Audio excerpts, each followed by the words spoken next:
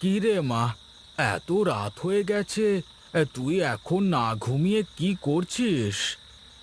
বাবা, আমি পড়তে চাই। আমার সব বান্ধবীরা শহরের কলেজে ভর্তি হয়েছে। তুমি আমাকেও শহরের কলেজে ভর্তি করে দাও। আমিও পড়তে চাই বাবা। কিন্তু মা, তোকে যে পড়াবো, পড়তে তো অনেক খরচ রে মা। আমি এত টাকা কোথায় পাবো মা? তুমি শুধু আমাকে ভর্তি করার ব্যবস্থা করে দাও। তারপরে আমি এলাকার ছোট বাচ্চাদের পড়িয়ে আমার লেখাপড়ার খরচ নিজেই চালিয়ে নেব। আচ্ছা, তোর ভর্তি হতে কত টাকা লাগবে রে মা? 20,000 টাকা মতো লাগবে বাবা। তুই তো জানিস মা, আমরা গরিব মানুষ। তোর বাবার সামান্য রোজগার দিয়ে কোনো মতে আমাদের সংসার চলে। এত টাকা আমরা কোথায় পাবো? এখন যুগ আর আগের মতো নেই মা। এখন মেয়েরা অনেক পড়ালেখা করে ডাক্তার, ইঞ্জিনিয়ার আরো কত কিছু হচ্ছে। তোমরা কি চাও না আমি ভালো কিছু করি? তা কেন চাইবো না রে মা, চাই তো। কিন্তু কি করে কি করব বল? আমাদের যে এত টাকা জোগাড় করার কোনো ব্যবস্থা নেই। তোর মায়ের কথায় কান দিস না মা। যা, তুই ঘরে যা। আমি কিছু একটা ব্যবস্থা করে তোকে পড়ালেখার ব্যবস্থা করে দেব। সত্যি বাবা, তুমি অনেক ভালো। তুমি একদিন দেখবে আমি একদিন অনেক বড় হয়ে দেখাবো। তুমি মেয়েকে যে বলে দিলে এতগুলো টাকা তুমি কোথায় পাবে শুনি? তোমার সামান্য রোজগার দিয়ে তো আমাদের সংসার চলে না ঠিক মতন। তুমি কোনো চিন্তা করো না গিন্নি, আমি ঠিক একটা না একটা ব্যবস্থা করে দেব। সোনার টুকরো মেয়ে আমার, কোনো দিন আমার মেয়েটা খারাপ রেজাল্ট করেনি, সব ক্লাসে ফার্স্ট হয়ে এসেছে। মেয়েটাকে পড়ালে ঠিক ভালো কিছু করবে। অনেক রাত হয়েছে, এখন ঘুমাও, আমি একটা ব্যবস্থা ঠিক করে দেব। হ্যাঁ, ঠিক আছে, ঘুমাও।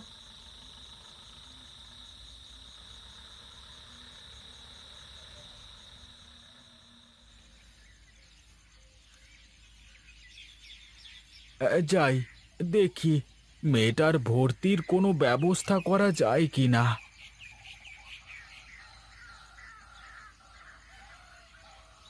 কি গো, এই সাত সকালে তুমি না খেয়ে দিয়ে চললে কোথায়? আমি একটু মালিকের বাড়ি থেকে ঘুরে আসি গো গিন্নি, তুমি থাকো, দেখি মেয়েটার যদি একটা ভর্তির ব্যবস্থা করতে পারি। তা একটু জল বাতাসা মুখে দিয়ে যাও। না গো গিন্নি, তা হচ্ছে না। দেরি করলে আর মালিককে পাওয়া যাবে না। তিনি শহরে চলে যাবেন। তার ছেলের বিয়ে নিয়ে খুব তোলপাড় চলছে বাড়িতে। আজকাল তাকে বাড়িতে পাওয়া বড়ই দুষ্কর।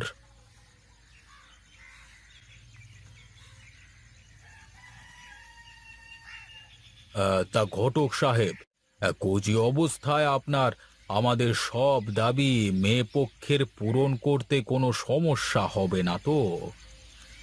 আরে না না, কি যে বলেন! এই সামান্য দাবি পূরণে তাদের কি আর অসুবিধে হবে?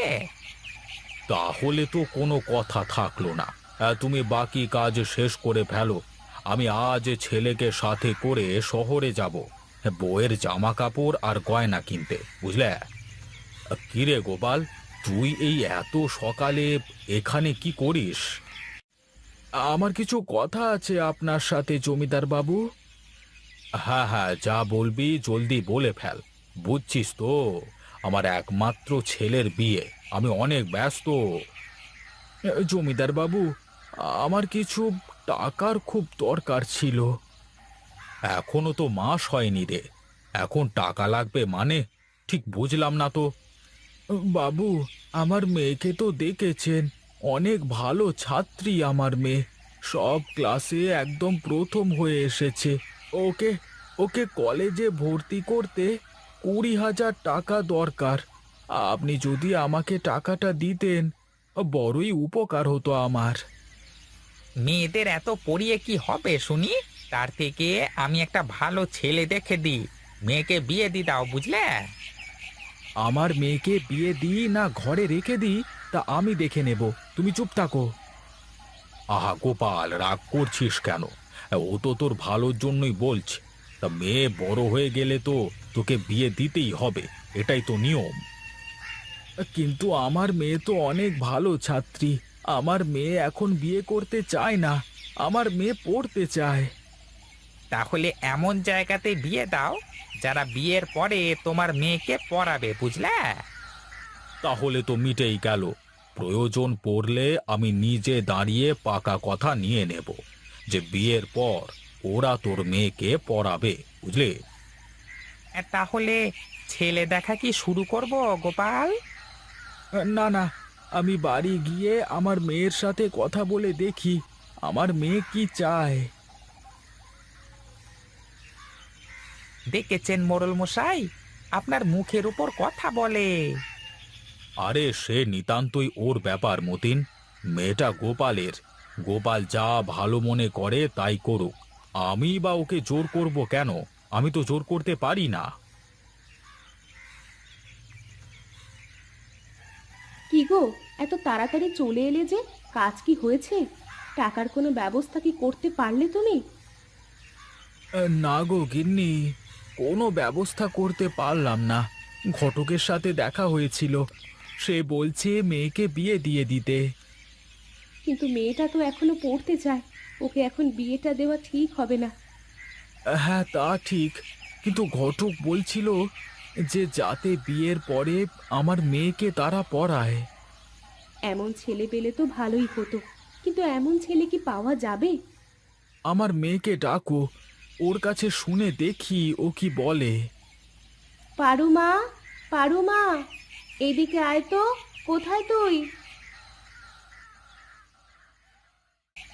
কি হয়েছে মা, আমাকে ডাকছো কেন? মা, তোকে যদি আমরা একটা ভালো ছেলে দেখে বিয়ে দিয়ে দিই, যে তোকে বিয়ের পর পড়ালেখা করাবে, তাহলে কেমন হবে? তোমরা আমার মা বাবা, তোমাদের মতের বিরুদ্ধে আমি যেতে পারবো না। আমার ইচ্ছে ছিল পড়ালেখা করার, আমার ইচ্ছে তোমাদের জানিয়েছি। এখন তোমাদের যেটা ভালো লাগে সেটাই করো, আমি তোমাদের সিদ্ধান্তের বাইরে যাব না। মা, তুই তো বুঝিস তোর পড়ালেখা করানোর মতো সামর্থ্য আমাদের নেই, আর তোকে বিয়ে তো একদিন দিতেই হবে। তাই যদি শ্বশুরবাড়ি গিয়ে তোর স্বপ্ন পূরণ করতে পারিস তাহলে তো মন্দ হবে না। আমার যা বলার আমি বলে দিয়েছি মা, এখন কি করবে না করবে সেটা তোমাদের ব্যাপার। তাহলে আমি কালকে এই বিষয়ে ঘটকের সাথে কথা বলে ছেলে দেখা শুরু করি। ওর ভর্তির এখনো 1 মাস বাকি আছে। যদি আগে আগে বিয়েটা দিতে পারি তাহলেও ভর্তি হয়ে যেতে পারবে। আচ্ছা ঠিক আছে, তবে তাই করো। কিন্তু বিয়েতে তো অনেক খরচ, বিয়েটা কি করে দেবে শুনি? আমি ঘটককে বলে বিয়েটা একদম ঘরোয়াভাবে করাবো। আচ্ছা, দেখো কি করে কি করা যায়।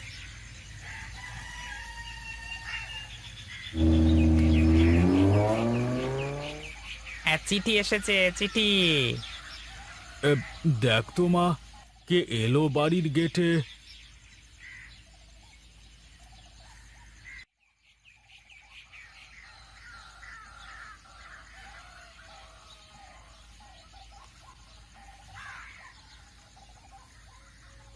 বাবা দেখো, পোস্টমাস্টার চিঠি দিয়ে গেছে। চিঠি? আমাকে আবার কে চিঠি দেবে? দে তো দেখি কি লেখা আছে চিঠিতে। আরে আরে, এ তো তোমার গোপাল কাকুর মেয়ের বিয়ের কার্ড দেখছি। হ্যাঁ, পারু তো অনেক ভালো ছাত্রী ছিল। তা এত সকাল সকাল বিয়ে কেন দিচ্ছে পারুকে? এখনই আমাদের গ্রামে যেতে হবে। গুছিয়ে নাও গুছিয়ে নাও। শুধু তুমি আর আমি যাব। তোমার মা বাড়িতে থাক, কেমন?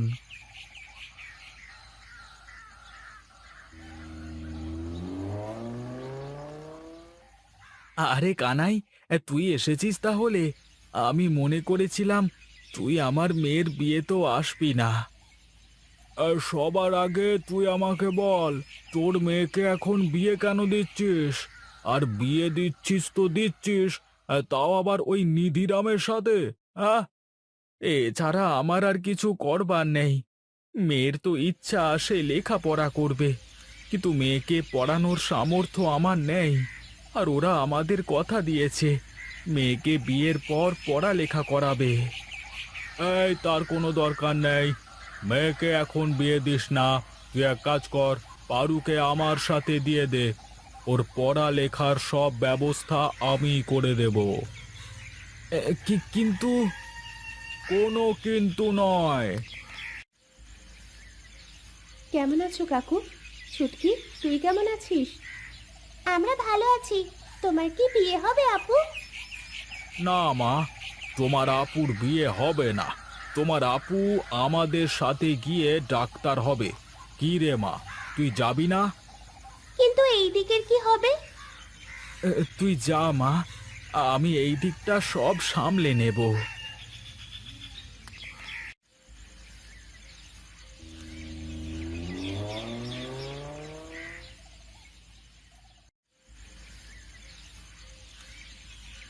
মা, বাবা, দেখো আমি পেরেছি। আমি পেরেছি আমার স্বপ্ন পূরণ করতে। আমি অনেক বড় ডাক্তার হয়ে গেছি। এ কি, তোমরা কাঁদছো কেন?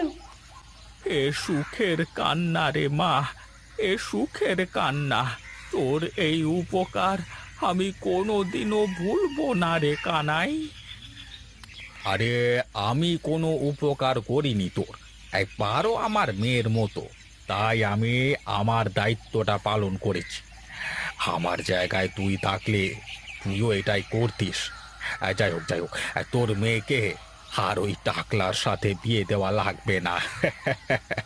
আরে এখন আমাদের মেয়ের জন্য জামাইয়ের লাইন লেগে যাবে।